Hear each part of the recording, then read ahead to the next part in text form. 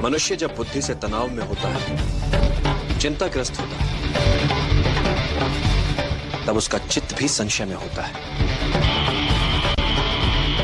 ऐसे समय में उसके मस्तिष्क उसकी बुद्धि से खेला जा सकता है, अपने विचार उस पर रोपे जा सकते हैं। मैंने सदा कहा है, वर्ष भर में फल चाहिए तो धान की बुवाई करो, 10 वर्षीय योजना हो तो पेड़ उगाओ, और योजना यदि जीवन भर की हो तो लोगों को शिक्षित करो कि जिसने जीवन में कभी कोई त्रुटि ही नहीं की, उसने भला जीवन से क्या सीखा। अति बुद्धिमान क्या होता है? सामान्य बुद्धि चातुर्य से कुछ अधिक। संकट में बुद्धिमान नहीं, वो बचेगा जिसमें अनुकूलन की क्षमता अधिक हो, जिसने स्वयं को परिस्थितियों के अनुरूप ढाल लिया हो, वही संकट से बच पाएगा। और यही सार्वभौमिक नियम है। सच्चे राजा का यही गुण है कि उसे राज सिंहासन, मित्रों के विश्वास, सहयोग और प्रेम से मिले।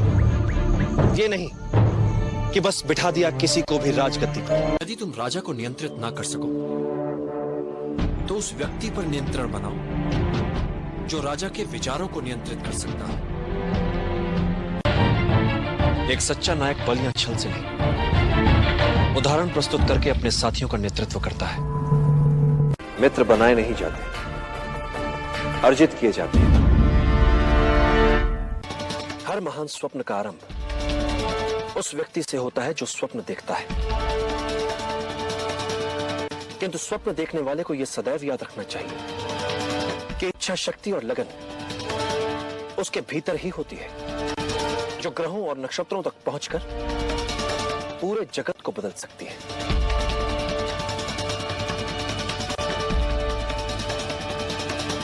एक बात और चंद्र,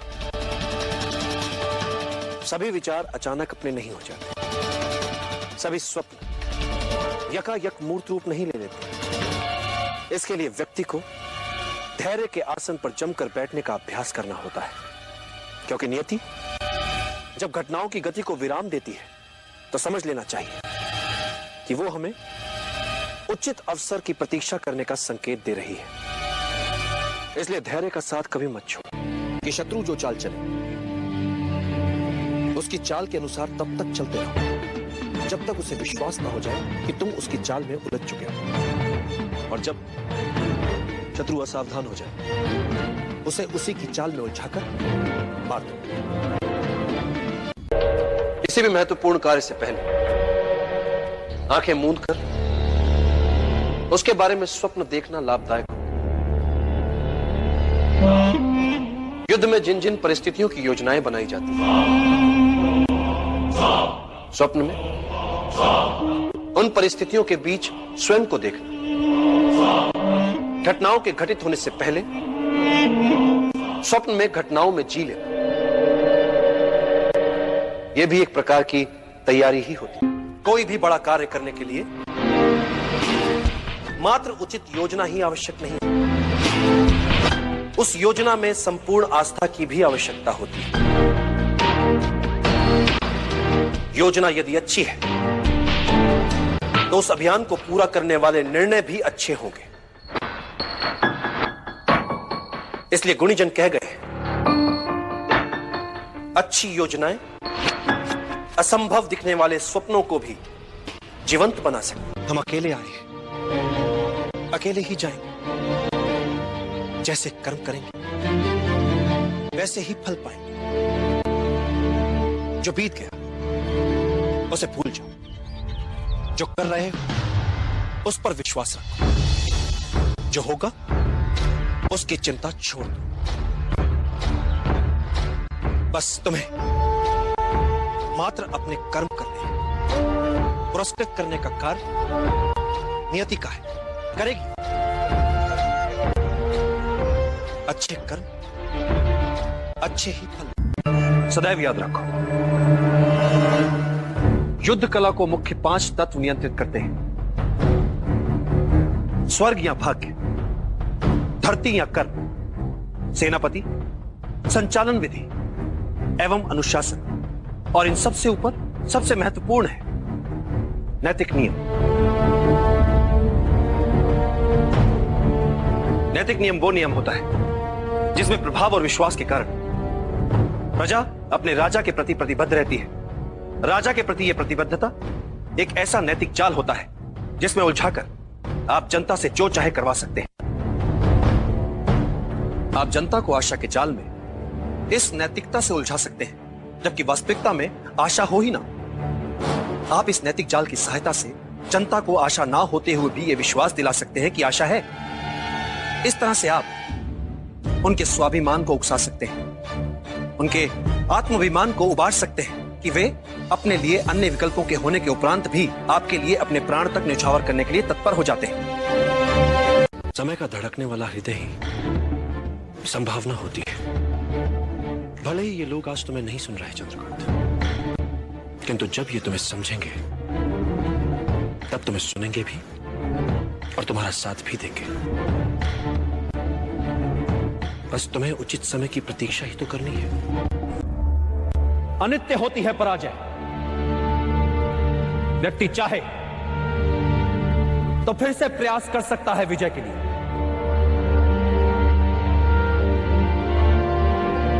जब वो मन से पराजय को स्वीकार करता है तब वो होता है पराजित। कई बार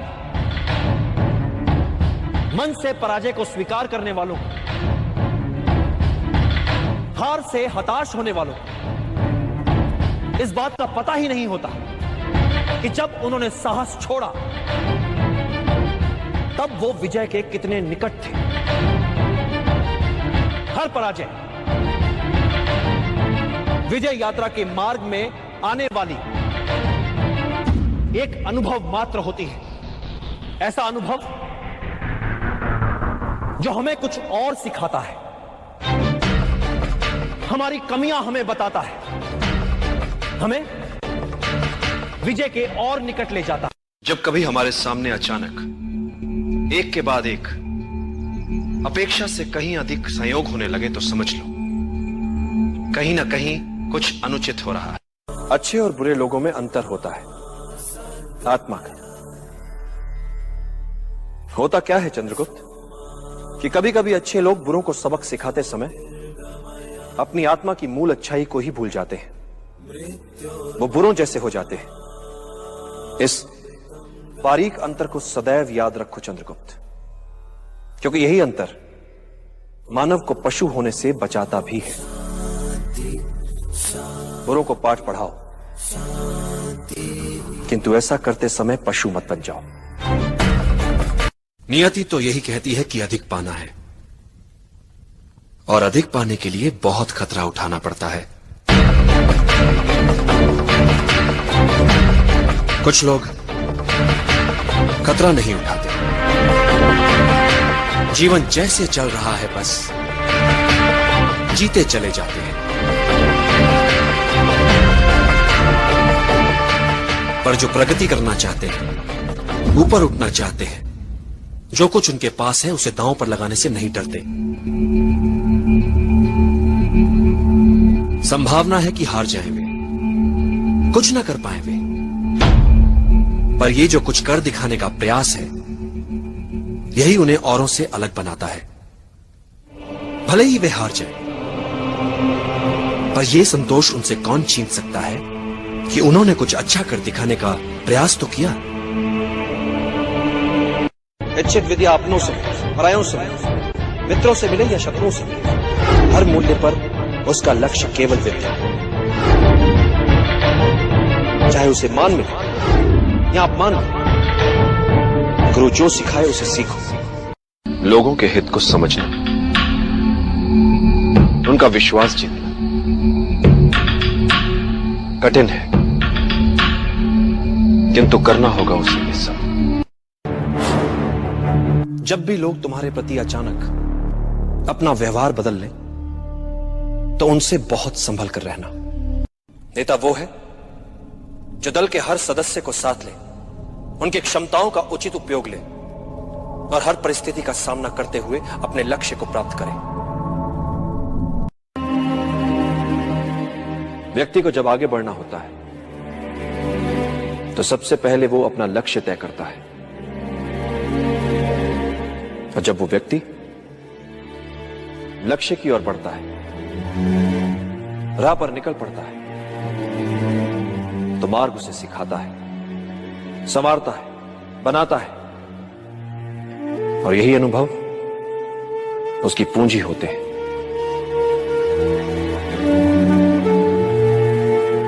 मार्ग पर चलकर लक्ष्य तक पहुंचा जाता है, और मिलने वाली वस्तु मात्र सांकेतिक उपलब्धि होती है चंद्रगुप्त। वास्तविक उपलब्धि होती है मार्ग में मिली सीख। राह में आई हर अड़चन को सुलझाते सुलझाते जो वो हो जाता है, वो यात्रा से पहले वाले व्यक्ति से बढ़। सुनना सबकी चंद्रगुप्त, किंतु करना अपने मन की। और एक बात, मित्र हो चाहे शत्रु, प्यार से सभी को जीता जा सकता है। अपने विचारों को वश में रखो, क्योंकि यही तुम्हारी वाणी बनेंगे। अपनी वाणी को वश में रखो, क्योंकि यही तुम्हारा कर्म बनेगी। अपने कर्मों को वश में रखो, क्योंकि यही तुम्हारी आदत बनेंगे। अपनी आदतों को वश में रखो, क्योंकि यही तुम्हारा चरित्र बनेगी। और अपने चरित्र को वश में रखो, क्योंकि इसी से तुम्हारा भाग्य बनेगा। कोई व्यक्ति असाधारण नहीं होता, किंतु जब साधारण व्यक्ति असाधारण परिस्थितियों में फंस जाता है तो उन्हें सुलझाते समय वो साधारण व्यक्ति भी असाधारण दिखने लगता है। सच्चे राजा का यही गुण है कि उसे राज सिंहासन मित्रों के विश्वास, सहयोग और प्रेम से मिले। ये नहीं कि बस बिठा दिया किसी को भी राजगद्दी पर। सम्राट होते नहीं, बनाने पड़ते हैं। अखंड भारत बनाने के लिए पहले उसके सपने दिखाने पड़ते हैं। यदि तुम एकाग्रचित हो सको, अपने शरीर के साथ साथ अपने मन पर भी अधिकार कर लो, तो एक साधारण शरीर भी असाधारण कार्य कर सकता है, चाहे जितनी पीड़ा हो। यदि तुम्हारा मन उस पीड़ा को माने ही ना तो। इतिहास में ऐसे कई वीरों के विवरण हैं जिनका सर धड़ से अलग हो गया, किंतु वो युद्ध में लड़ते रहे, रक्त की अंतिम बूंद तक लड़ते रहे। उन योद्धाओं को गौरवान्वित करो, बता दो उन्हें कि अब तुमने संभाला है उनका उत्तरदायित्व। सत्ता में वो शक्ति होती है जो दूसरों का भला कर उन्हें अपना आज्ञाकारी बना सकती है, और जिनके पास अधिकार होता है वो किसी को भी आज्ञा देकर अपनी बात सुनने के लिए विवश कर सकते हैं। सुलगती हुई आग जब तक हमारे वश में होती है तब तक हम उसका उपयोग कर सकते हैं, किंतु भड़की हुई आग निरंकुश होकर सर्वनाश कर देती है। इसीलिए संयम से काम लो। लक्ष्य प्राप्ति के लिए दो मार्ग होते हैं चंद्रगुप्त, एक सरल मार्ग तो दूसरा कठिन। सरल मार्ग सदैव लुभाता है, परंतु लक्ष्य तक पहुंचने से पहले ही भटका देता है। एवं दूसरा कठिन मार्ग वो लंबा हो सकता है, किंतु लक्ष्य तक अवश्य पहुंचाता है। किसी भी महत्वपूर्ण कार्य से पहले आंखें मूंद कर उसके बारे में स्वप्न देखना लाभदायक हो। युद्ध में जिन जिन परिस्थितियों की योजनाएं बनाई जाती हैं, स्वप्न में उन परिस्थितियों के बीच स्वयं को देखना, घटनाओं के घटित होने से पहले स्वप्न में घटनाओं में जी लेना, यह भी एक प्रकार की तैयारी ही होती है। एक महान योद्धा की क्या पहचान होती है चंद्रगुप्त? जो ही वो युद्ध में जीते, विजय उत्सवों में अपना समय गंवाए बिना अगले लक्ष्य को प्राप्त करने की योजनाओं में लग जाए। युद्धकाल में सबसे मूल्यवान निधि होती है सूचनाएं और जानकारियां। शत्रु पक्ष की सूचनाएं और जानकारियां हमें बहुत कुछ बता सकती हैं, और जब हम इन्हें प्राप्त कर लेते हैं तो ये हमारी व्यूह रचना को बल ही नहीं देती, आधार भी देती हैं और उन्हें धार भी देती हैं। आदर्श विद्यार्थी वो है जो किसी भी परिस्थिति में सीखने के लिए सदैव तत्पर है। छोटे से मिले, बड़े से मिले, जहां से भी मिले, उसे मात्र शिक्षा ग्रहण करनी है। इच्छित विद्या अपनों से मिले, परायों से मिले, मित्रों से मिले या शत्रुओं से मिले, उसका लक्ष्य हर मूल्य पर विद्या, चाहे उसे मान मिले या अपमान मिले। गुरु जो सिखाए उसे सीखो, जो कहे वो करो, शेष मुझ पर छोड़ दो। तुम्हें सीखने में किसी से पीछे नहीं रहना चंद्रगुप्त। जब भी कोई योजना बनाओ और यदि वो सफल हो जाए तो क्या उससे बाहर कैसे निकलोगे? इस पक्ष को सदैव याद रखो। नेतृत्व क्या होता है? शत्रु या विपरीत परिस्थितियों के प्रति मन में उनका सम्मान होना। एक अच्छा राजा वो नहीं जो आक्रमण करना जानता है। एक अच्छा राजा वो है जिसे पीछे हटना भी आता है, पुनः संगठित होने के लिए समय जुटाना भी आता है। पीछे हटने में कोई लज्जा नहीं। अगले दिन नए उत्साह से लड़ पाओ। सफलता की कुंजी अपने निर्धारित लक्ष्य की ओर ध्यान केंद्रित करने में होती है, न कि ऐसी बातों में उलझने में जो आगे चलकर हमें संकट में लाए या फिर हमें निर्बल बनाए। जब भी लोग तुम्हारे प्रति अचानक अपना व्यवहार बदल लें तो उनसे बहुत संभल कर रहना। आत्मिक ज्ञान से बड़ा कोई आनंद नहीं, कामुकता से बड़ी कोई व्याधि नहीं, और शारीरिक आकर्षण से बड़ा कोई शत्रु नहीं। अच्छे और बुरे लोगों में अंतर होता है, आत्मा का। होता क्या है चंद्रगुप्त कि कभी कभी अच्छे लोग बुरों को सबक सिखाते समय अपनी आत्मा की मूल अच्छाई को ही भूल जाते हैं। वो बुरों जैसे हो जाते हैं। इस बारीक अंतर को सदैव याद रखो चंद्रगुप्त, क्योंकि यही अंतर मानव को पशु होने से बचाता भी है। बुरों को पाठ पढ़ाओ, किंतु ऐसा करते समय पशु मत बन जाओ।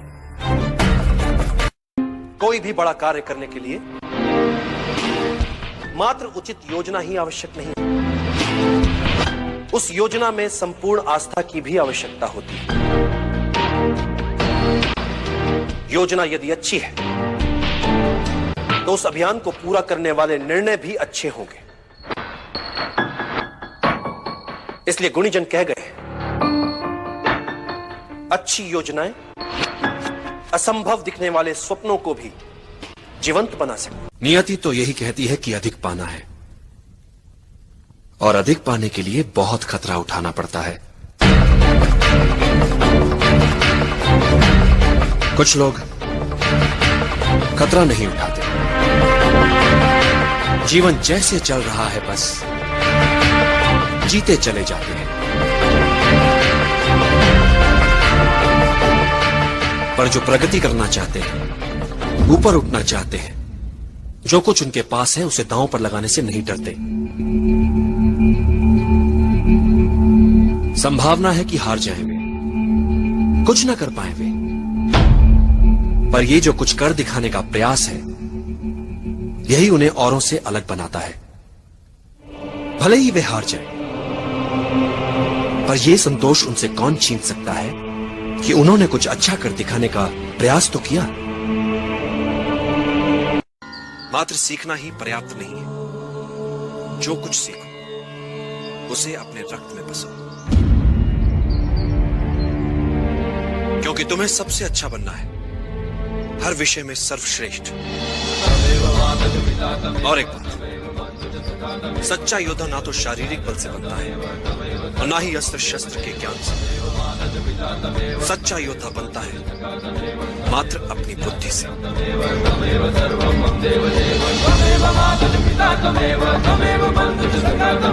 चुनौतियां तुम्हारे सामने वस्त्र बदल बदल कर आएंगी।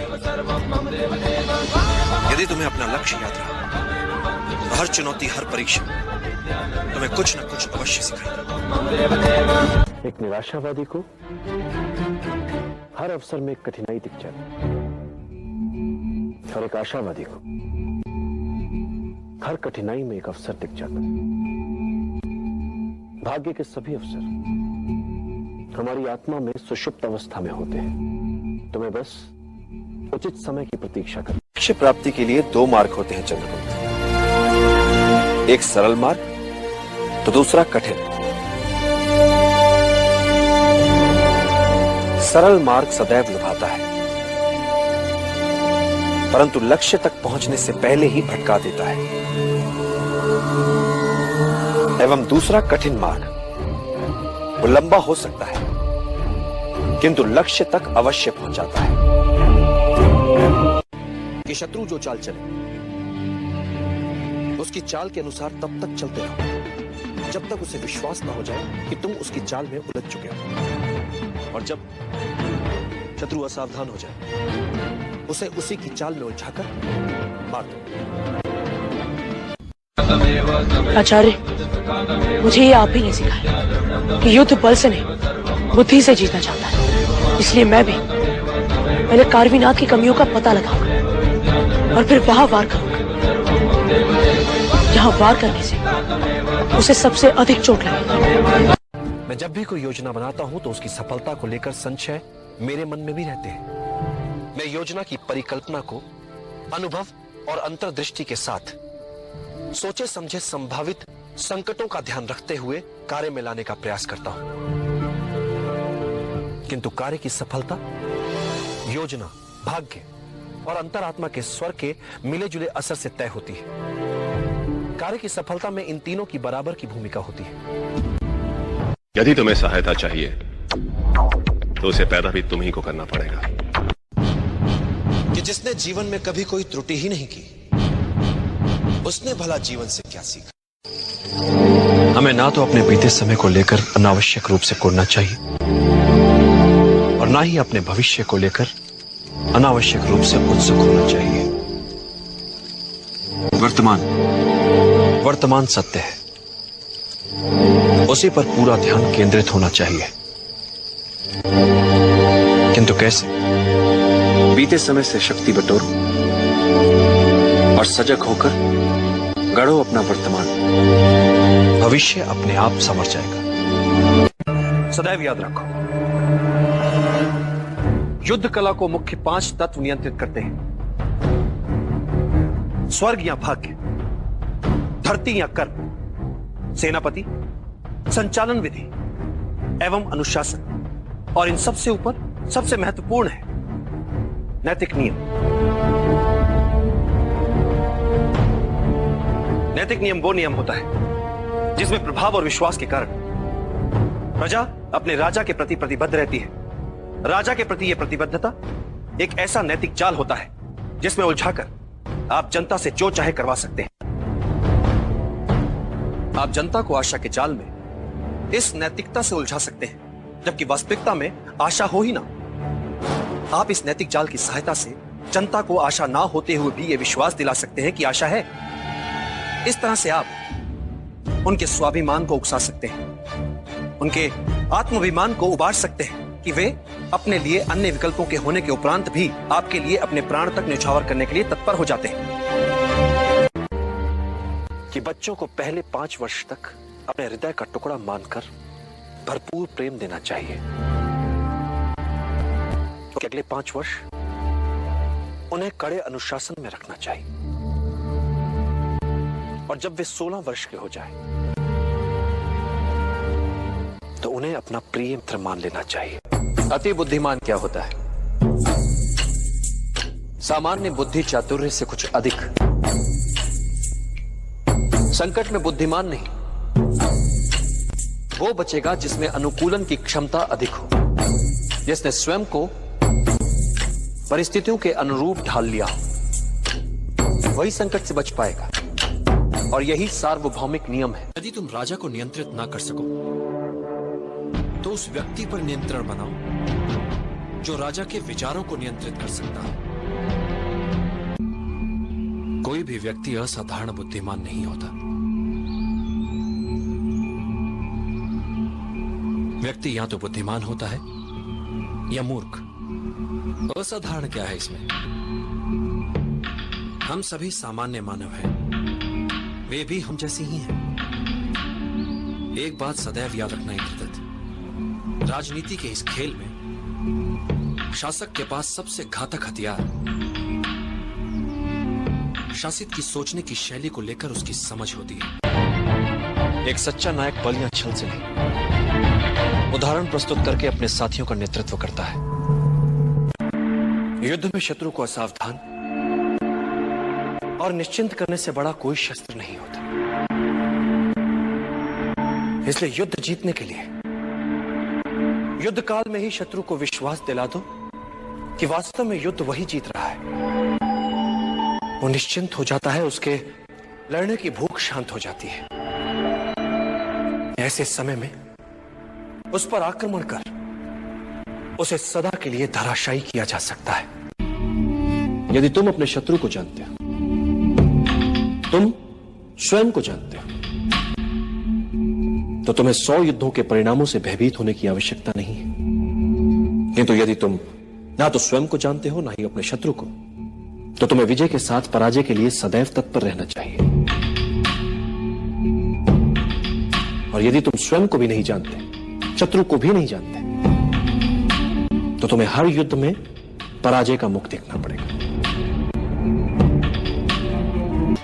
हर महान स्वप्न का आरंभ उस व्यक्ति से होता है जो स्वप्न देखता है।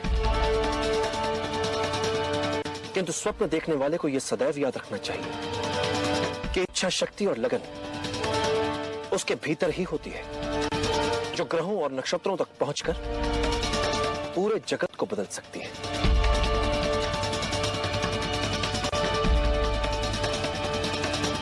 एक बात और चंद्र, सभी विचार अचानक अपने नहीं हो जाते। सभी स्वप्न यकायक मूर्त रूप नहीं ले लेते। इसके लिए व्यक्ति को धैर्य के आसन पर जमकर बैठने का अभ्यास करना होता है, क्योंकि नियति जब घटनाओं की गति को विराम देती है तो समझ लेना चाहिए कि वो हमें उचित अवसर की प्रतीक्षा करने का संकेत दे रही है। इसलिए धैर्य का साथ कभी मत छोड़ो। समय का धड़कने वाला हृदय ही संभावना होती है। भले ही ये लोग आज तुम्हें नहीं सुन रहे चंद्रकांत, किंतु जब ये तुम्हें समझेंगे तब तुम्हें सुनेंगे भी और तुम्हारा साथ भी देंगे। बस तुम्हें उचित समय की प्रतीक्षा ही तो करनी है। सबसे बड़ा शस्त्र मनुष्य की बुद्धि और उसका विवेक होता है। एक बुद्धिमान योद्धा अपने बुद्धि, चातुर्य और विवेक से किसी भी युद्ध में विजयी हो सकता है। फिर परिस्थितियां चाहे कितनी ही विषम क्यों ना हो। मनुष्य जब बुद्धि से तनाव में होता है, चिंताग्रस्त होता है, तब उसका चित्त भी संशय में होता है। ऐसे समय में उसके मस्तिष्क, उसकी बुद्धि से खेला जा सकता है। अपने विचार उस पर रोपे जा सकते हैं। मैंने सदा कहा है, वर्ष भर में फल चाहिए तो धान की बुवाई करो। 10 वर्षीय योजना हो तो पेड़ उगाओ, और योजना यदि जीवन भर की हो तो लोगों को शिक्षित करो। नेता वो है जो दल के हर सदस्य को साथ ले, उनकी क्षमताओं का उचित उपयोग ले और हर परिस्थिति का सामना करते हुए अपने लक्ष्य को प्राप्त करे। हम अकेले आए हैं, अकेले ही जाएंगे। जैसे कर्म करेंगे वैसे ही फल पाएंगे। जो बीत गया उसे भूल जाओ, जो कर रहे हो उस पर विश्वास रखो। जो होगा उसकी चिंता छोड़ दो। बस तुम्हें मात्र अपने कर्म करने, पुरस्कृत करने का कार्य नियति का है, करेगी। अच्छे कर्म अच्छे ही फल। अनित्य होती है पराजय। व्यक्ति चाहे तो फिर से प्रयास कर सकता है विजय के लिए।